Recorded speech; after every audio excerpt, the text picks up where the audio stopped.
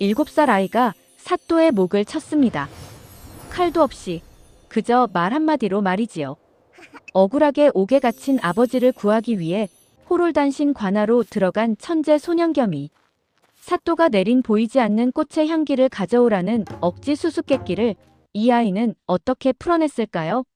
오늘 영상에서는 사또의 코를 납작하게 만든 아이의 기막힌 대답부터 아이를 죽이려던 사또가 오히려 제 꾀에 넘어가 울부짖는 통쾌한 복수극, 그리고 조선 팔도를 뒤흔든 이 천재 소년의 정체가 밝혀지는 마지막 반전까지 모두 공개합니다.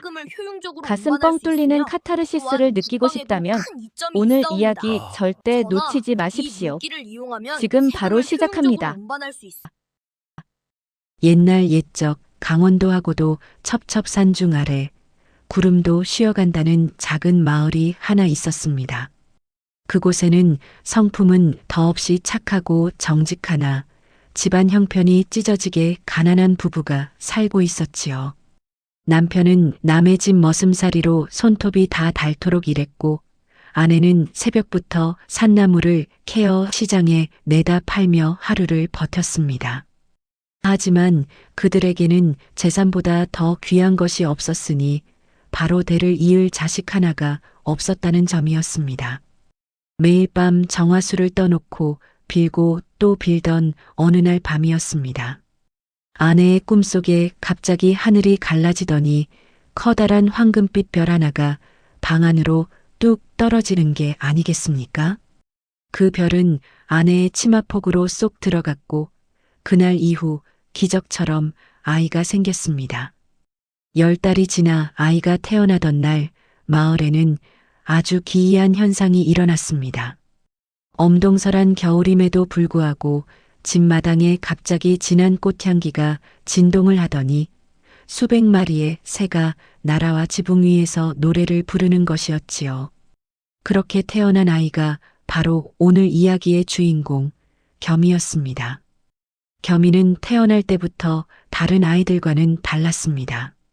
보통 아기들은 태어나자마자 우렁차게 울음을 터뜨리기 마련이지만 겸이는 그저 방긋 웃으며 세상을 바라보았습니다.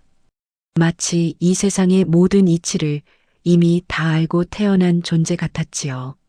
가난한 집안 형편 탓에 겸이는 남들 다 가는 서당 근처에는 발도 들여놓지 못했습니다. 종이 한 장, 붓 한 자루 살 돈이 없었으니 글 공부는 꿈도 꿀 수 없는 처지였지요. 그런데 겸이가 5살이 되던 어느 가을날 마을 전체가 발칵 뒤집히는 사건이 발생했습니다. 마당에서 흙장난을 하던 겸이가 갑자기 나뭇가지를 들더니 땅바닥에 무언가를 쓰기 시작한 것입니다. 지나가던 훈장님이 그 광경을 보고는 가던 길을 멈추고 소스라치게 놀랐습니다.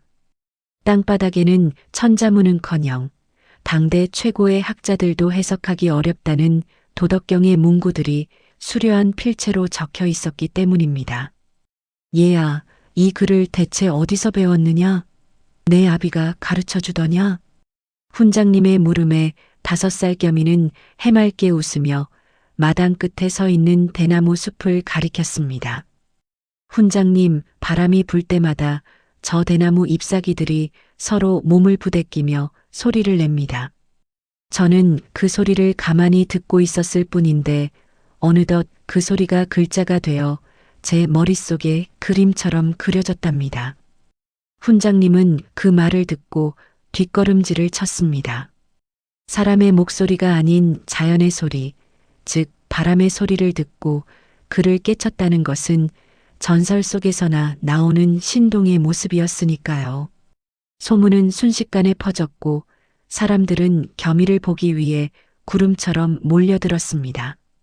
하지만 겸이의 아버지는 기뻐하기보다 걱정이 앞서 밤잠을 설쳤습니다. 여보, 우리 아들이 너무 영특한 것이 오히려 독이 되지 않을까 두렵소. 옛말에 모난 돌이 정 맞는다고 했거늘 미천한 우리 신분에 저런 천재성을 가졌으니 세상의 시기와 질투를 어찌 감당할꼬?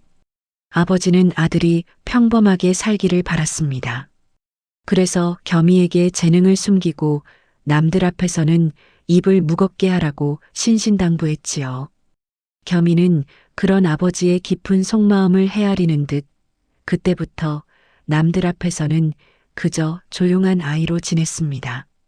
하지만 하늘이 내린 재능은 주머니 속의 송곳과 같아서 아무리 감추려 해도 그 빛을 가릴 수는 없었습니다. 겸이가 7살이 되던 해 평화롭던 이 마을에 피바람이 불기 시작했습니다. 탐욕스러운 사또 변학도가 새로 부임하면서 백성들의 고통이 시작된 것이지요. 이것이 바로 조선을 뒤흔든 거대한 사건의 시작이었습니다. 새로 부임한 사또 변학도는 소문보다 훨씬 더 악랄하고 탐욕스러운 인간이었습니다. 그는 부임 첫날부터 백성들의 살림살이를 샅샅이 뒤져 말도 안 되는 세금을 매기기 시작했지요. 올해는 나라의 창고가 비었으니 각 집에서는 평소보다 3배의 곡식을 내놓아라. 만약 이를 어기는 자가 있다면 엄벌에 처하고 가산을 몰수할 것이다. 백성들은 땅을 치며 통곡했습니다. 그 해는 유독 가뭄이 심해 논바닥이 거북이 등껍질처럼 쩍쩍 갈라지던 시기였습니다. 자식들 입에 들어갈 풀칠도 힘든 마당에 3배의 세금이라니 그것은 죽으라는 소리와 다름없었지요. 겸이의 아버지 역시 하루도 쉬지 않고 머슴일을 했지만 사또가 요구하는 양을 채울 길은 만무했습니다. 마을 사람들은 억울함을 호소하기 위해 관아 앞에 모여들었지만 사또는 그들을 만나주기는커녕 포졸들을 시켜 곤장을 치게 했습니다. 결국 보다 못한 겸이의 아버지가 마을 사람들을 대표해 용기를 내어 사또 앞에 나섰습니다. 사또 나리 백성들의 고열을 그만 짜내십시오. 지금 마을 사람들은 굶어 죽어가고 있습니다. 제발 세금을 조금만 감해주시고 나라의 구휼미를 풀어주실 것을 간청드립니다. 이 정직한 외침이 사또의 자존심을 건드렸습니다. 변학도는 눈을 가늘게 뜨며 아버지를 노려보았습니다. 미천한 머슴놈이 감히 내 통치에 토를 단단 말이냐? 내 놈의 가당치 않은 정의감이 어디서 나오는지 내 똑똑히 보여주마. 사또는 그날 밤 은밀하게 포졸들을 불러 음모를 꾸몄습니다. 다음 날 새벽 겸인의 집 마당으로 관아의 포졸들이 들이닥쳤습니다. 이놈, 내가 어젯밤 관아의 창고에 몰래 들어가 나라의 곡식 10가마니를 훔쳤다는 제보가 들어왔다. 생판 모르는 거짓 누명이었습니다. 사또가 미리 매수한 고변자가 거짓 증언을 했던 것이지요. 아버지는 억울함을 호소하며 울부짖었지만 포졸들은 가차없이 아버지를 끌고 갔습니다. 어머니는 마당에 주저앉아 가슴을 쥐어뜯으며 대성통곡을 했습니다. 아이고, 하늘도 무심하시지. 우리 서방님은 평생 남의 물건에 손 한 번 안 댄 사람입니다. 사또 나리, 제발 살려주십시오. 제발 우리 서방님 좀 돌려주십시오. 동네 사람들도 그 광경을 보며 안타까워 눈물을 흘렸지만 서슬퍼런 포졸들의 칼날 앞에 선뜻 나서지 못했습니다. 그때였습니다. 방 안에서 가만히 상황을 지켜보던 7살 겸이가 밖으로 나왔습니다. 아이의 눈빛은 여느 아이들과 달리 차갑고도 깊게 가라앉아 있었습니다. 분노보다는 오히려 차가운 이성이 느껴지는 기이한 눈빛이었지요. 아이는 울고 있는 어머니의 거친 손을 가만히 맞잡았습니다. 어머니, 그만 울음을 그치셔요. 제가 아버지를 모시고 오겠습니다. 어머니는 기가 막혀 겸이를 바라보며 소리쳤습니다. 얘야, 내가 가긴 어딜 간단 말이냐. 저 사또는 사람 목숨을 파리 목숨보다 가볍게 여기는 무시무시한 괴물이다. 너까지 잘못되면 나는 어찌 살란 말이냐. 하지만 겸이는 조용히 미소 지으며 어머니의 눈물을 손등으로 닦아주었습니다. 어머니, 세상의 법은 가끔 눈이 멀어 힘 있는 자의 편을 들기도 합니다. 하지만 하늘의 이치는 단 한 번도 틀린 적이 없으니 제가 그 이치가 무엇인지 사또 나리께 똑똑히 가르쳐주고 오겠습니다. 겸이는 서둘러 집을 나서기 전 마당 구석에 버려져 있던 부러진 빗자루 하나와 깨진 사발 하나를 챙겼습니다. 어머니는 저 아이가 무엇을 하려는 것인지 도무지 알 길이 없었지만 왠지 모를 겸이의 당당함에 압도당해 발길을 멈추고 말았지요. 작은 체구의 7살 소년이 낡은 무명옷을 입고 관아를 향해 걸어가기 시작했습니다. 그 뒷모습은 마치 전장에 나가는 대장군처럼 비장하기까지 했습니다. 바람이 세차게 불어 겸이의 헝클어진 머리카락을 흔들었지만 아이의 발걸음은 추호의 흔들림도 없었습니다. 마을 사람들은 수군거리며 겸이의 뒤를 멀찍이 따르기 시작했습니다. 다들 저 아이가 죽으러 가는구나 하며 혀를 찼지만 겸이의 머릿속에는 이미 사또를 무너뜨릴 완벽한 계획이 그려져 있었습니다. 관아 정문에 도착한 겸이는 커다란 신문고를 향해 성큼성큼 다가갔습니다. 키가 작아 북체가 닿지 않자 겸이는 아까 챙겨온 부러진 빗자루를 이용해 신문고를 힘껏 두드리기 시작했습니다. 둥, 둥, 둥. 조용하던 관아에 천둥 같은 북소리가 울려 퍼졌습니다. 졸고 있던 포졸들이 깜짝 놀라 달려나와 소리쳤습니다. 요 맹랑한 꼬마 녀석아, 여기가 어디라고 감히 장난질이냐? 어서 집으로 돌아가거라. 포졸 중 하나가 겸이의 멱살을 잡으려 하자 겸이가 카랑카랑한 목소리로 꾸짖었습니다. 이 북은 백성의 억울함을 듣기 위해 임금님께서 친히 허락하신 것이거늘 나이가 적다고 치지 못한다는 법이 대체 어느 나라 법입니까? 어서 사또 나리께 고하시오. 억울하게 갇힌 아버지를 구하러 온 아들이 여기 왔다고 말이오. 아이의 기세가 워낙 당당하고 목소리에 힘이 실려 있어 포졸은 자신도 모르게 손을 놓고 당황하며 안으로 뛰어 들어갔습니다. 사또 변학도는 마침 점심상을 거하게 차려놓고 기생들과 술잔을 기울이며 흥청망청 놀고 있었습니다. 무엇이라? 7살짜리 꼬마가 나를 보겠다고 북을 쳤단 말이냐? 사또는 하찮다는 듯 코웃음을 쳤지만 한편으로는 호기심이 생겼습니다. 오냐, 그놈이 얼마나 대단한 놈인지 어디 한번 구경이나 해보자. 들여보내라. 겸이는 당당하게 관아 마당으로 걸어 들어갔습니다. 수많은 포졸이 좌우로 늘어서 칼을 번뜩였지만 아이의 얼굴에는 그림자 하나 없었습니다. 높은 단상 위에 앉아 거드름을 피우며 이쑤시개를 놀리는 사또를 향해 겸이는 가볍게 목례를 했습니다. 사또는 겸이의 꾀죄죄한 행색을 훑어보더니 비꼬듯 입을 열었습니다. 내가 저 도둑놈의 자식이냐? 아비가 나라의 곡식을 훔쳤으니 너 또한 죄인의 핏줄이로구나. 제 발로 죽으러 왔으니 기특하다 해야 할지 미련하다 해야 할지 모르겠구나. 그러자 겸이가 빙그레 웃으며 사또의 눈을 똑바로 쳐다보며 대답했습니다. 사또 나리, 저희 아버지는 곡식을 훔친 것이 아니라 나리께서 짊어지신 무거운 짐을 대신 져드린 것입니다. 사또의 눈썹이 꿈틀하며 일그러졌습니다. 짐이라니? 그게 무슨 해괴망측한 소리냐? 백성들의 원망이라는 무거운 짐 말입니다. 사또께서 너무 많이 거두어 가시니 백성들의 원망이 하늘을 찌르는데 아버지가 그 원망을 대신 짊어지고 옥으로 가신 것 아니겠습니까?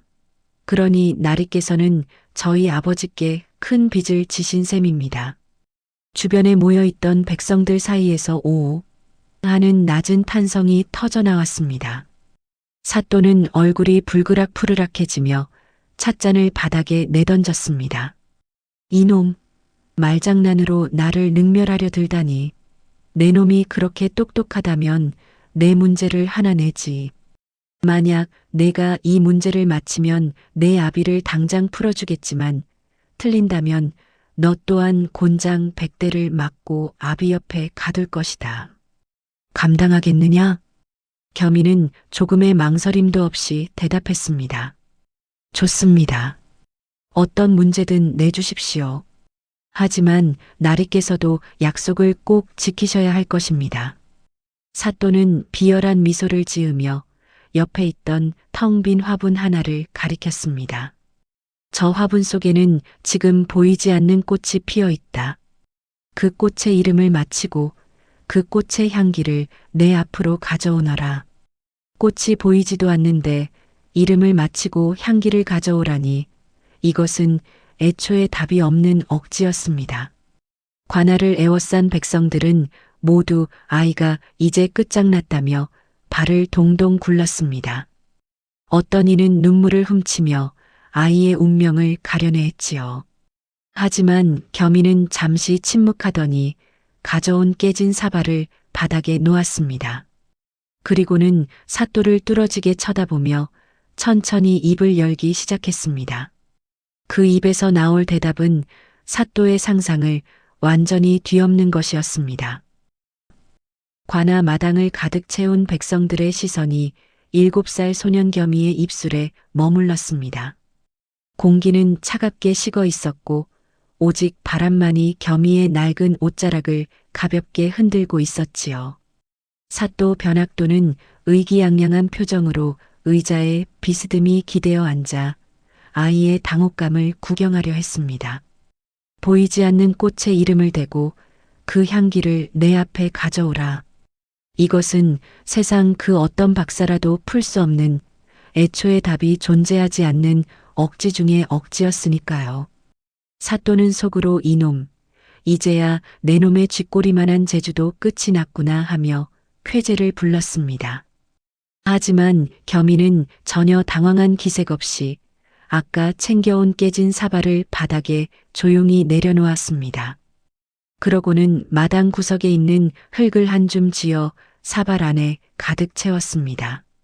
그 모습에 사또가 비웃으며 소리쳤습니다. 허허, 저놈 보게. 대답할 말이 없으니 이제는 흙장난을 하는구나. 여봐라, 당장 저놈을 끌어내어라. 포졸들이 다가오려 하자 겸이가 갑자기 사발을 사또의 코앞으로 번쩍 내밀었습니다. 사또 나리, 여기 나리께서 찾으시는 꽃의 향기가 가득 담겨 있습니다. 사또는 움찔하며 뒤로 물러나 코를 킁킁거렸습니다. 이놈, 이것은 그저 흙이 아니냐? 흙냄새 말고 무슨 향기가 난다는 말이냐? 겸이는 흔들림 없는 눈빛으로 사또를 똑바로 바라보며 천천히 입을 열었습니다. 나리, 이 꽃의 이름은 백성의 땀꽃입니다. 가뭄으로 타들어가는 논밭을 지키기 위해 우리 백성들이 흘린 눈물과 땀이 배어 있는 꽃이지요. 이 꽃은 너무나 고귀하고 투명하여 오직 백성을 제 자식처럼 아끼는 목민관의 눈에만 그 화려한 자태가 보이는 법입니다. 또한 그 향기는 욕심에 눈이 먼 자에게는 아무것도 느껴지지 않으나 청렴한 관리의 코에는 천하제일의 향기로 다가옵니다. 사또의 얼굴이 순식간에 시퍼렇게 질렸습니다. 만약 여기서 향기가 나지 않는다고 말한다면 스스로가 백성을 아끼지 않는 탐관오리임을 만천하에 공포하는 셈이 되기 때문입니다. 반대로 향기가 난다고 인정하면 겸이의 아버지를 풀어주겠다는 약속을 지켜야만 했습니다.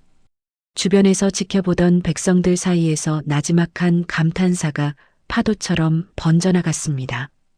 어이구, 저 아이 말솜씨 좀 보게. 사또의 목줄을 아주 꽉 쥐어버렸네. 사또는 이를 부득부득 갈며 생각했습니다.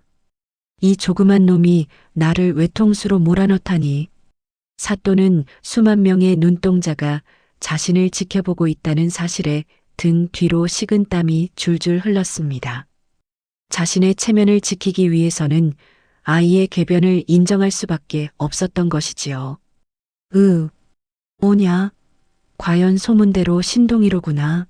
내 코에도 아주 진한 백성의 향기가 느껴지는구나. 사또는 얼굴을 실룩거리며 억지 웃음을 지어 보였습니다. 여봐라.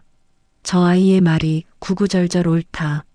내 잠시 시험해 본 것이니 옥에 갇힌 저놈의 아비를 지금 당장 풀어주어라. 아버지가 옥문 밖으로 걸어 나오자 겸이는 달려가 아버지의 품에 안겼습니다. 하지만 겸이는 아버지의 품속에서 사또의 눈을 힐끗 보았습니다. 사또의 눈 속에는 도끼 서린 원한이 시뻘겋게 타오르고 있었지요. 이것은 승리의 끝이 아니라 더 큰 재앙의 시작임을 겸이는 직감했습니다. 아버지는 무사히 집으로 돌아왔지만 겸인의 집안은 이전보다 더 삼엄한 긴장감에 휩싸였습니다. 망신을 당한 사또 변학도가 절대로 이대로 물러날 위인이 아니었기 때문입니다. 사또는 그날 밤 자신의 신복들을 불러 모아 은밀한 지하 밀실에서 음모를 꾸몄습니다. 내 평생 저런 애송이 놈에게 수모를 당하다니 분해서 창자가 끊어질 것 같구나. 단순히 가두는 정도로는 부족하다. 저 가족을 아예 영모로 엮어 씨를 말려버려야겠다. 사또는 이번에는 말싸움으로 빠져나갈 수 없는 아주 치명적인 함정을 파기로 했습니다. 다음 날 정오, 관아의 하인이 화려한 비단으로 쌓인 커다란 괴짝 하나를 들고 겸인의 집을 찾아왔습니다. 사또 나리께서 어제 아이의 영특함에 감복하시어 특별히 화해의 의미로 하사하신 선물이다. 부모님은 사또의 갑작스러운 태도, 변화에 어안이 벙벙하며 괴짝을 열어보았습니다. 그 안에는 금방이라도 튀어나갈 듯 생생하게 조각된 황금색으로 번쩍이는 두꺼비 상 하나가 들어 있었습니다. 가난한 집 구석이 환해질 정도로 값비싼 보물이었지요. 어머니는 눈을 동그랗게 뜨며 조각상을 어루만졌습니다. 아니, 사또께서 정말 마음을 고쳐먹으신 걸까요? 우리 같은 사람들에게 이런 귀한 걸 주시다니. 하지만 겸이는 조각상을 만지려는 어머니의 손을 급히 가로막았습니다. 겸이는 차분하게 조각상의 밑바닥을 가만히 살펴보았습니다. 거기에는 아주 작고 정교하게 왕실 내탕고라는 글귀가 새겨져 있었습니다.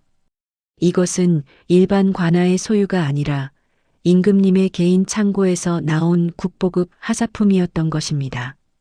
사또는 이 귀한 보물을 몰래 보내놓고 내일 아침 포졸들을 보내 왕실 물건을 훔친 대역죄로 몰아넣으려 했던 것이지요.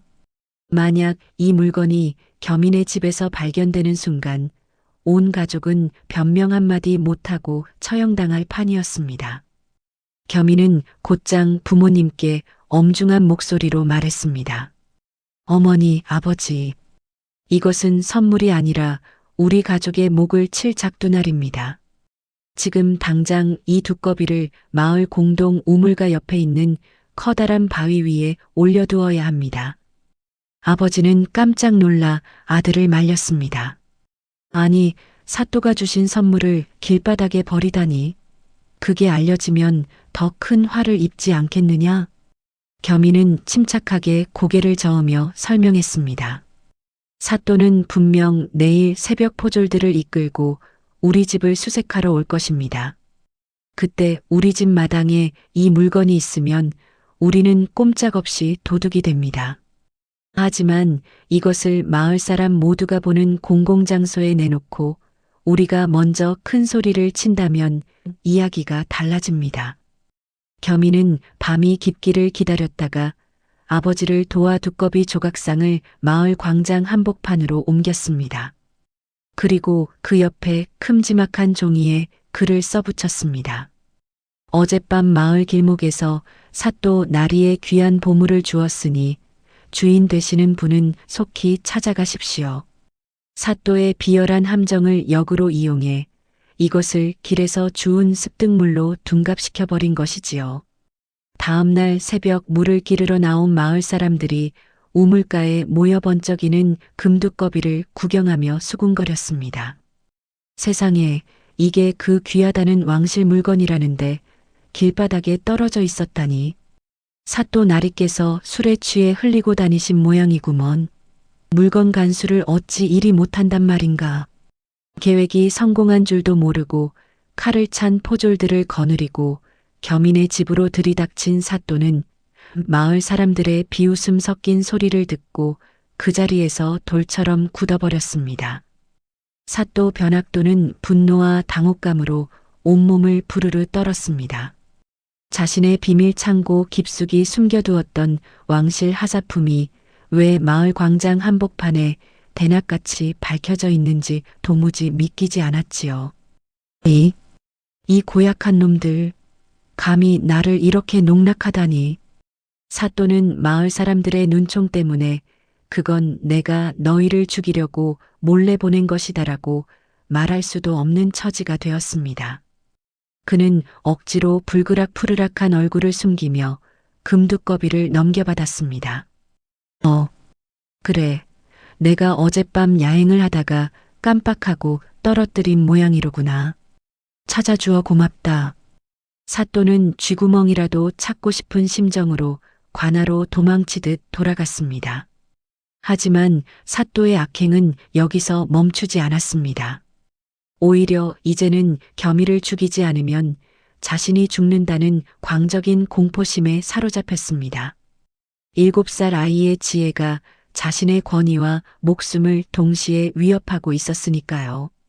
사또는 마지막 수단으로 관아의 권력을 총동원해 겸이의 가문을 아예 가루로 만들 최후의 수단을 꺼내 들었습니다. 여봐라. 저 겸이라는 아이는 보통 아이가 아니다. 요사스러운 술법을 부려 백성들을 홀리고 관리의 물건을 훔치는 요물임이 틀림없다. 조선 땅에 7살짜리가 저런 말을 한다는 것은 귀신이 들렸거나 대역부도를 꾀하는 자의 소행이다. 사또는 요술과 국법문란이라는 죄명을 뒤집어 씌워 겸이를 즉시 압송하라는 명을 내렸습니다. 이번에는 말싸움이나 기지로 해결할 수 있는 수준을 넘어섰습니다. 무장한 포졸들이 겸이의 집을 겹겹이 에워싸고 아이를 짐승처럼 거칠게 끌어냈습니다. 겸이의 부모님은 오열하며 포졸들의 바짓가랑이를 붙잡고 늘어졌지만 가차없는 발길질이 돌아올 뿐이었지요. 겸이는 이번에도 놀라울 정도로 담담했습니다. 오히려 울고 있는 부모님을 향해 밝은 미소를 지어 보였습니다. 어머니, 아버지, 너무 걱정 마십시오. 하늘이 무너져도 솟아날 구멍은 있는 법입니다. 이번에는 제가 사또 나리의 마지막 허울을 벗겨드리고 진정한 정의가 무엇인지 보여드리고 오겠습니다. 겸이는 관아로 끌려가는 와중에도 길가에 떨어진 마른 나뭇가지 하나를 소중히 집어들었습니다. 관아 마당에 도착하자 사또는 시뻘건 인두와 고문 도구들을 늘어놓고 광기 어린 눈으로 기다리고 있었습니다. 이놈, 내가 귀신에 들리지 않고서야 어찌 그토록 영악할 수 있단 말이냐? 사실대로 고하지 않으면 내 부모까지 모두 능지처참할 것이다. 사또의 위협적인 일갈에 겸이는 들고 있던 마른 나뭇가지를 관아마당 한가운데 꽂으며 말했습니다. 사또 나리, 제가 요술을 부리는지 아닌지는 이 나무가 증명할 것입니다. 이 죽은 나뭇가지에서 지금 당장 꽃이 피어난다면 그것은 하늘의 뜻이요. 피지 않는다면 저를 죽이셔도 좋습니다. 사또는 코웃음을 치며 광기 어린 웃음을 터뜨렸습니다. 미친놈, 죽은 나무에서 어떻게 꽃이 핀단 말이냐? 내 놈의 목숨은 이제 끝이다. 그런데 바로 그 순간이었습니다. 관아 밖에서 땅을 울리는 말발굽 소리와 함께 하늘을 찌르는 호령이 터져 나왔습니다. 암행어사 출두야. 암행어사 출두야. 겸이가 꽂은 것은 단순한 나뭇가지가 아니었습니다. 그것은 이미 며칠 전부터 마을의 자맹에 모든 상황을 지켜보던 어사대부에게 보내는 마지막 약속의 신호였던 것입니다. 사또의 눈동자가 공포로 뒤집히기 시작했고 관아 담벼락 위로 어사대의 군사들이 물밀듯이 밀려 들어왔습니다. 관아의 정문을 부수고 들어온 것은 수십 명의 역졸만이 아니었습니다. 그것은 억눌려 있던 민초들의 울분이었고 하늘이 내린 준엄한 심판의 소리였지요. 암행어사 출두야. 라는 함성이 3번 울려 퍼지자 마당에서 겸이를 비웃던 사또 변학도의 얼굴은 순식간에 잿빛으로 변했습니다. 사또는 손에 들고 있던 술잔을 떨어뜨렸고 잔은 바닥에 닿기도 전에 사방으로 흩어졌지요. 방금 전까지 기고만장하던 사또의 위엄은 온데간데 없고 이제는 그저 사시나무 떨듯 떠는 가련한 죄인의 모습뿐이었습니다. 어사박 문수는 위엄 있는 걸음걸이로 단상 위에 올라 마패를 높이 들어 올렸습니다. 이놈 변학도야. 내 죄를 내가 알렸다. 백성의 고열을 짜내어 재배를 채우고 하늘이 내린 신동을 요물이라 몰아주기려 하다니. 사또는 바닥에 넙죽 엎드려 머리를 조아리며 변명을 늘어놓기 시작했습니다. 허사나또님, 이것은 무언가 오해가 있으신 모양입니다. 저는 그저 마을의 기강을 바로잡으려 했을 뿐입니다.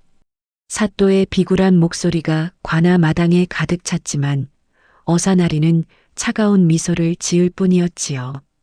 어사나리는 뒤를 돌아 마당 한가운데 홀로 서 있는 7살 소년 겸이를 바라보았습니다.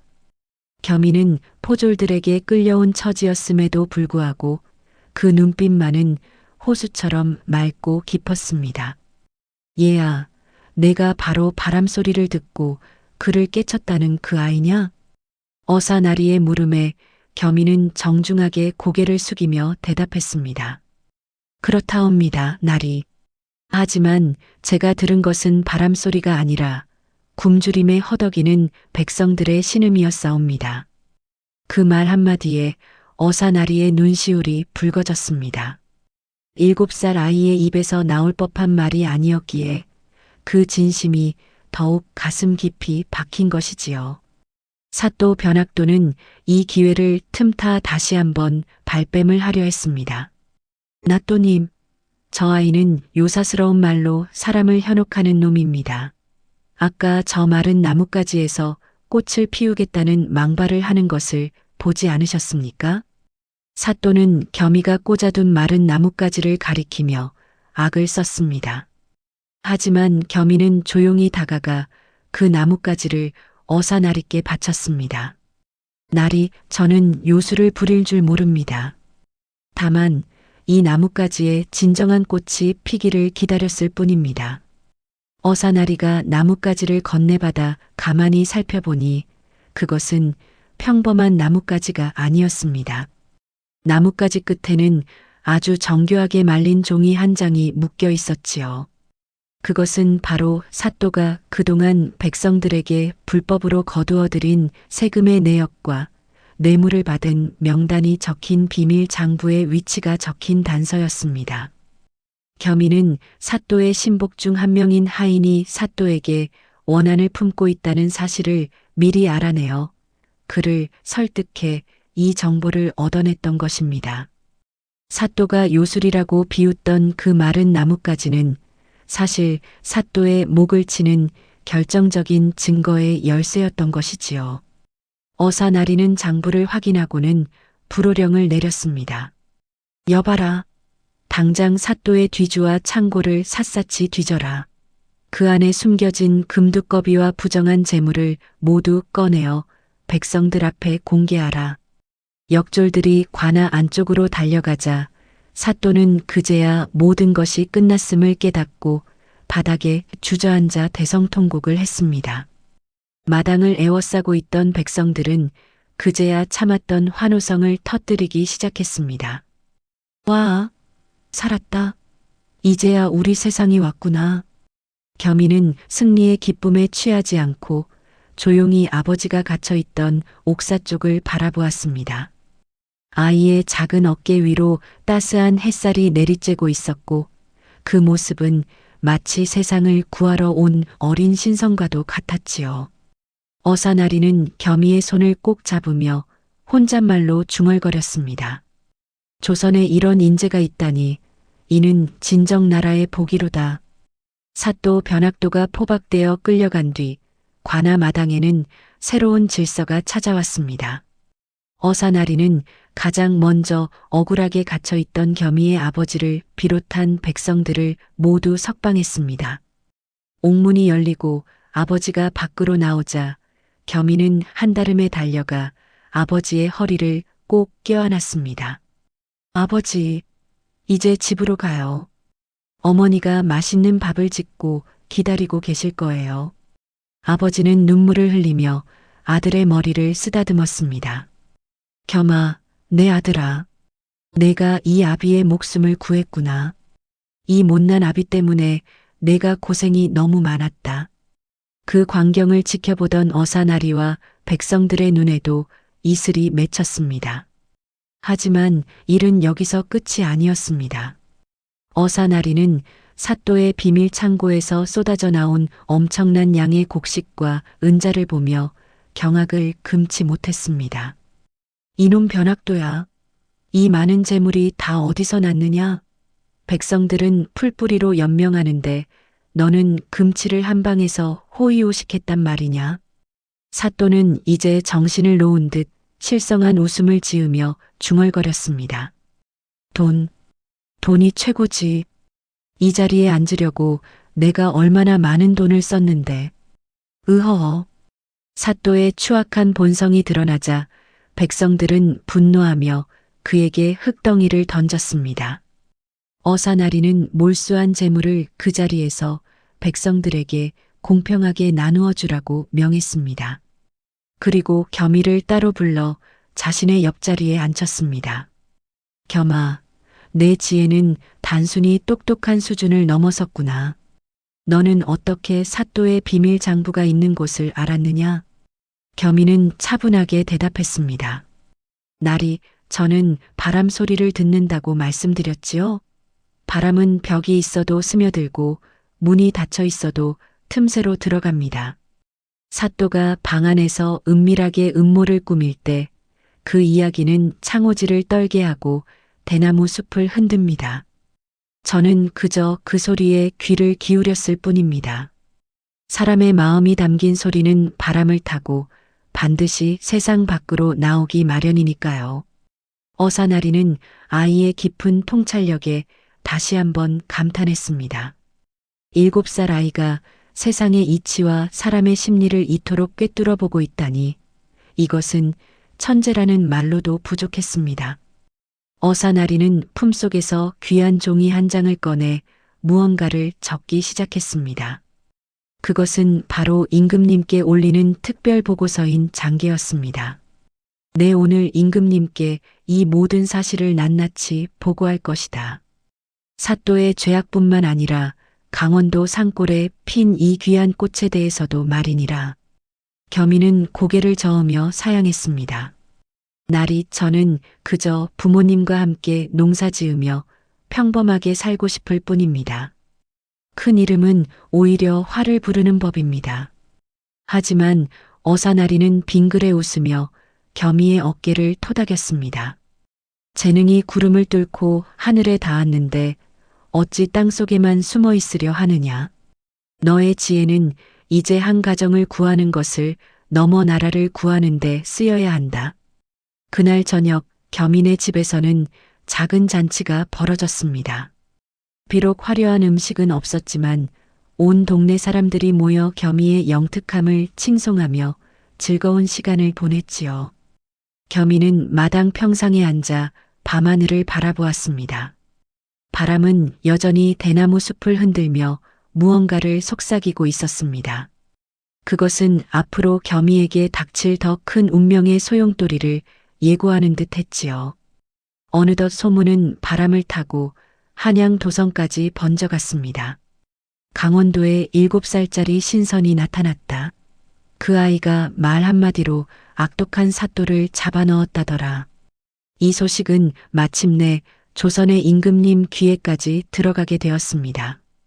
임금님은 호기심 가득한 눈빛으로 신하들에게 명했습니다. 그 아이를 당장 한양으로 불러올려라. 내 직접 그 지혜를 확인해 보고 싶구나. 이제 겸이의 무대는 작은 시골 마을에서 거대한 대궐로 옮겨지게 된 것입니다. 강원도 산골의 이름 없는 소년이었던 겸이는 이제 나라의 운명을 어깨에 짊어지고 한양 도성으로 향하게 되었습니다. 어사나리가 정성껏 마련해준 가마를 타고 도성에 들어서던 날 길거리에는 소문을 들은 구경꾼들이 인산인해를 이루었지요. 저 조그만 아이가 바로 그 신동이란 말이냐? 7살이라더니 눈빛이 예사롭지 않구나. 마치 신선이 내려온 듯하네. 백성들의 환호성을 뒤로하고 겸이는 드디어 웅장한 경복궁의 정문에 도착했습니다. 높게 솟은 대궐문과 칼을 찬 장수들의 위험에 눌릴 법도 하건만 겸이는 오히려 평소보다 더 차분한 모습으로 한 걸음 한 걸음 내디뎠습니다. 임금님께서 계신 근정전에 들어서자 수백 명의 대신이 겸이를 뚫어지게 쳐다보며 저마다 수군거리고 있었지요. 천한 머슴의 자식이 감히 이곳을 어디라고 발을 들이느냐? 지혜가 깊다 한들 대궐의 법도를 알리가 만무하지. 대신들의 싸늘한 시선 속에서도 겸이는 흔들림 없이 임금님 앞에 엎드려 정중히 예를 갖추었습니다. 용상에 높이 앉아있던 임금님은 아이의 당당한 기계에 내심 감탄하며 입을 열었습니다. 내가 바로 바람소리를 듣고 세상의 이치를 깨우쳤다는 그 겸이로구나. 내가 듣기로 너의 지혜가 가히 국사급이라 하니 내 너에게 나라의 큰 난제를 하나 내어 시험하고자 한다. 임금님은 신하를 시켜 커다란 지도를 하나 펼치게 했습니다. 그 지도 위에는 가뭄으로 메말라가는 조선의 강줄기들이 그려져 있었지요. 지금 전국이 가뭄으로 백성들이 물 한 모금 마시지 못해 고통받고 있다. 하늘만 바라보는 것 외에 이 가뭄을 이겨낼 방도가 무엇이라 생각하느냐? 이것은 단순한 수수께끼가 아니라 나라를 다스리는 근본에 대한 무거운 질문이었습니다. 대신들은 비웃으며 아이가 대답하지 못하기를 바랐지만 겸이는 지도 위를 가만히 손으로 짚어 내려갔습니다. 전하, 가뭄은 하늘이 내리는 시련이나 물을 가두지 못하는 것은 사람의 허물입니다. 강원도 골짜기에서 배운 이치로 말씀드리자면 물은 막으면 썩고 흐르면 살아나는 법입니다. 지금 각 고을의 수령들이 제 배를 채우려 볼을 막아 물을 가두고 백성들에게 물값을 받고 있습니다. 지도의 이 지점들을 보십시오. 이곳은 물길이 모이는 곳이나 욕심 많은 관리들이 둑을 쌓아 물의 흐름을 끊어 놓았습니다. 겸이는 지도의 급소를 정확히 짚어내며 자연의 원리가 아닌 인간의 탐욕이 가뭄의 고통을 키우고 있음을 낱낱이 지적했습니다. 임금님은 무릎을 탁 치며 감탄을 금치 못했습니다. 그렇구나. 하늘을 탓할 것이 아니라 우리 안의 욕심을 먼저 다스려야 했구나. 임금님은 즉시 전국의 볼을 허물고 물길을 열라는 명을 내렸고 신기하게도 며칠 뒤 온 나라에 단비가 쏟아지기 시작했습니다. 임금님은 겸이에게 높은 벼슬과 엄청난 상금을 내리려 했지만 겸이는 고개를 저으며 조용히 거절했습니다. 전하, 저에게는 벼슬보다 늙으신 부모님과 함께 흙을 만지며 사는 삶이 더 귀합니다. 다만 제가 배운 지혜가 필요할 때마다 바람을 타고 전하의 귓가에 닿을 수 있도록 허락해 주십시오. 임금님은 아이의 무욕함에 큰 감동을 받아 겸이의 고향집을 크게 지어주고 평생 먹고 살 곡식을 하사하였습니다. 겸이는 그렇게 전설 같은 이야기를 뒤로하고 다시 평범한 시골 아이로 돌아갔습니다. 하지만 백성들은 알고 있었지요. 조선의 가장 어두운 곳에서 빛난 것은 금관을 쓴 왕이 아니라 진실을 말할 줄 아는 7살 소년의 용기였다는 사실을 말입니다. 세월은 흐르는 물과 같아서 어느덧 강산이 2번이나 바뀌는 시간이 흘렀습니다. 조선 팔도를 들썩이게 했던 7살 천재 소년 겸이의 이야기는 이제 전설이 되어 사람들 입에서 입으로 전해 내려오고 있었지요. 대궐의 부귀영화를 뒤로하고 고향으로 내려갔던 겸이는 어떻게 살고 있었을까요? 그는 여전히 그 작은 산골 마을, 대나무 숲이 울창한 옛집에서 부모님을 모시며 살고 있었습니다. 이제는 훌륭한 청년으로 장성한 겸이의 곁에는 항상 수많은 사람이 몰려들었습니다. 글 공부를 하고 싶은 가난한 아이들부터 인생의 고민을 안고 찾아오는 노인들까지 겸이의 지혜 한 조각을 얻기 위해 먼 길을 마다하지 않았지요. 겸이는 그들에게 결코 어려운 학문을 가르치지 않았습니다. 그저 마당에 함께 앉아 바람 소리를 들으며 마음의 평화를 찾는 법을 일러주었을 뿐입니다. 그러던 어느 가을날 마을에 다시 한번 기이한 손님이 찾아왔습니다. 화려한 비단옷을 입고 수십 명의 하인을 거느린 한 중년 사내가 겸이의 집 앞에 멈춰 선 것이지요. 그는 다름 아닌 과거 겸이에게 큰 은혜를 입었던 암행어사 박 문수의 아들이었습니다. 아버지의 뒤를 이어 높은 관직에 오른 그는 나라에 큰 변란이 닥치자 아버지가 남긴 유언을 기억해내고 겸이를 찾아온 것이었습니다. 선생님, 아버님께서는 늘 말씀하셨습니다. 나라가 위태로울 때 세상을 구할 유일한 지혜는 저 대나무 숲의 바람 소리를 듣는 자에게 있다고 말입니다. 지금 남쪽 바다 건너 적들이 침략해오고 백성들은 공포에 떨고 있습니다. 제발 다시 한번 나라를 위해 지혜를 빌려주십시오. 겸이는 청년이 된 깊고 맑은 눈으로 그를 가만히 바라보았습니다. 아무 말 없이 방 안으로 들어간 겸이는 낡은 종이 한 장을 들고 나왔습니다.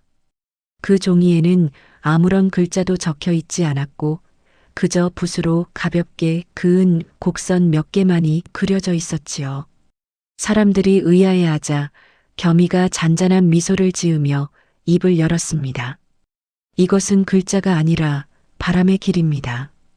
적들이 몰려오는 길목은 험준하지만 바람은 항상 그 허점을 찾아 불어나갑니다. 싸우려 하지 말고 바람을 따라 길을 열어주십시오.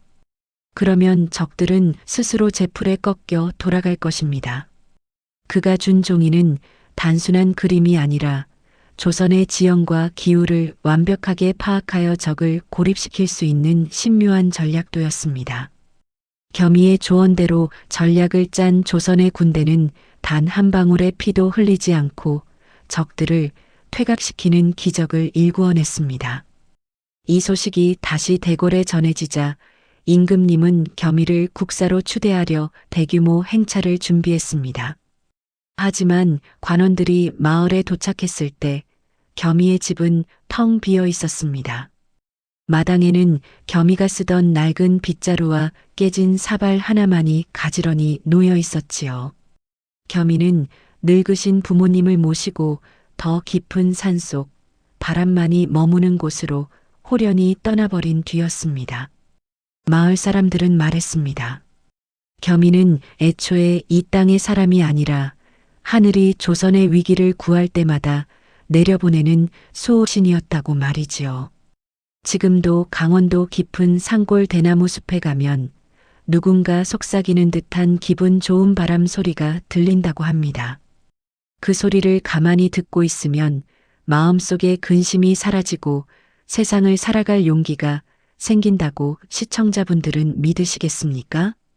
비범한 재능을 가졌으나 결코 권력을 탐하지 않았고 오직 백성의 평안만을 바랐던 소년 겸이 그의 지혜는 문자로 기록되지 않았으나 오늘도 우리가 숨쉬는 바람 속에 살아 숨쉬고 있습니다. 우리가 진정으로 귀를 기울여야 할 것은 화려한 말잔치가 아니라 우리 곁을 흐르는 자연의 소리와 민초들의 진솔한 마음이라는 것을 겸이는 마지막까지 몸소 보여준 것이지요. 이것이 바로 조선 팔도를 감동시켰던 천재 아이 바람 소리를 듣는 소년 겸이의 마지막 이야기입니다. 시청자 여러분, 오늘 들려드린 조선의 천재 소년겸이의 지혜로운 이야기 어떻게 들으셨습니까? 어린아이의 말 한마디가 서슬 퍼런 사또를 이기고 임금님의 마음까지 움직인 이 통쾌한 이야기는 우리에게 아주 소중한 가르침을 줍니다. 진정한 천재성이란 남보다 더 많은 지식을 쌓는 것이 아니라 사람을 사랑하고 정의를 지키려는 따뜻한 진심에서 나온다는 사실이지요. 여러분도 오늘 밤 창밖을 스치는 작은 바람 소리에 잠시 귀를 기울여 보시는 것은 어떨까요? 어쩌면 그 소리 속에 우리 삶의 진짜 해답이 숨어 있을지도 모릅니다. 오늘 이야기가 즐거우셨다면 구독과 좋아요로 응원 부탁드리고요. 바람소리꾼은 다음에도 가슴 뭉클하고 통쾌한 야담으로 시청자분들을 찾아뵙겠습니다. 항상 건강하시고 평안한 하루 보내십시오. 시청해주셔서 진심으로 감사합니다.